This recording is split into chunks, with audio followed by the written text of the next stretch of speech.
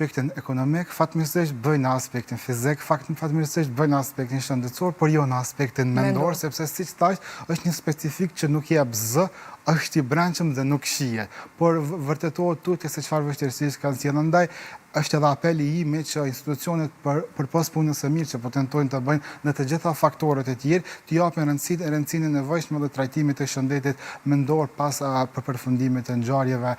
fatkeqe që janë duke ndodhur aktualisht nëpër vendet e tona. Këto gjendje emocionale që i përmendëm pak më herët, çfarë shtyen personin të veprojë në kësaj lloj situatash? Pa në fotografi të mjeteve të mëdha, të cilat tentojnë të shkatrojnë ura, ja, si kjo këtu, apo diçka e tillë, do thotë, çfarë kemi pa këto ditë nga lajmet? Pasi njerëzit të ballafaqohen me këto probleme, siç e thash edhe më herët, ata hiperstimulohen që të bëjnë veprime të cilat nuk i kanë bërë më herët. Kjo automatikisht mund të prodhojë një ankth kronik e cila na dërgon tek hipervigjilenca kronike për të qenë të gatshëm për të pritur diçka negative që do të na ndodhë dhe tutje. Pra nuk po referohemi vetëm aktualis, po është më e rëndësishme se çka ndodh tutje. Ose mund të prekin edhe nivele të tjera të çrregullimeve, si për shembull depresioni, i cili në këtë fazë nuk klasifikohet vetëm si një çrregullim i humorit, po klasifikohet edhe si një reakcion ndaj ngjarjes aktuale që është duke ndodhur. Dhe kjo i prek ndryshe secilën moshë, ndryshe i prek moshën e fëmijëve, ndryshe e prek domethënë edhe moshën e të rriturve, edhe mes gjinive ka dallime të ndryshme në mënyrën se si i përjetojnë këto ngjarje, po edhe moshën padyshim më të shtyrë, të cilët e ndjejnë veten si të padobishëm ose të paaftë në këtë rast për me realizuar diçka konkrete në të mirën e komunitetit. Po shohim pamje gjatë gjithë kohës, po na përcjellim pamje ku kanë mbetur autobus, janë prekur bizneset, janë prekur shumë aktorë të ndryshëm sa i përket kësaj situate. Dhe e përmendet që jo të gjithë e përjetojnë njëjtë, sidomos moshat, fëmijët,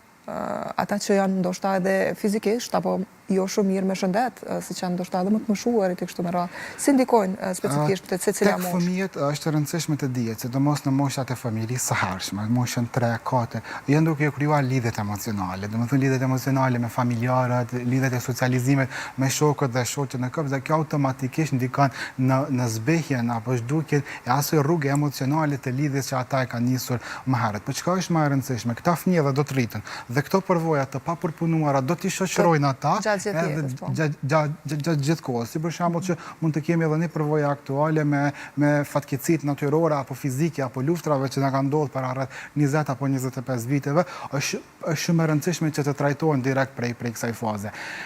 Është një aspekt tjetër shumë i rëndësishëm që vlen me u cek te kategoritë të cilat prekën, shumë janë kategoria e grave. Përpas rregullimit emocional që ato tentojnë me bë gjatë gjithë kohës për veten, për fëmijët dhe për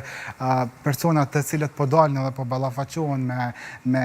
fatkeqësinë, ata gjatë kësaj faze rrezikojnë të kalojnë në një burnout emocional, pasi që është një barrë shumë e madhe mbi të gjitha barrat emocionale të tjera që i ka nga përditshmëria, plus i shtojnë faktin edhe të një fatkeqësie natyrore, atëherë janë një ndër kategoritë më të rrezikuara me të cilën duhet të punohet në aspektin psikopatologjik edhe në aspektin psikoterapeutik. Çfarë ndikon apo si ndikon në kuptimin e familjes, kur një familje humbet, po themi, pronën, kulm mbi kokë, gjërat materiale janë baza në një farë forme, se pa to në fund të ditës është e vështirë edhe të jetohet. Është pikërisht ajo që i ceka më herët, ankthi kronik, ndjenja e pasigurisë, ndjenja se çka do të bëj tash, ndjenja e vetbesimit ose e vetkënaqësisë, gjetjes së vetkënaqësisë në botën ose në jetën aktuale, ndjenja e mungesës së strehimit dhe ndjenja e mospërkatësisë në komunitet. Se mandej fillojnë edhe krahasimet, për shembull mes gjërave që kanë ndodhur në sasi më të vogël ose gjërave që kanë ndodhur në sasi më të lartë, dhe ata fillojnë të ndjehen në pikpyetje shumë të madhe sa i përket jetës së tyre dhe mënyrës se si do ta riorganizojnë jetën e tyre pas kësaj faze. Po. Duhet patjetër të përmendim ata solidarët, ata që bëjnë të pamundur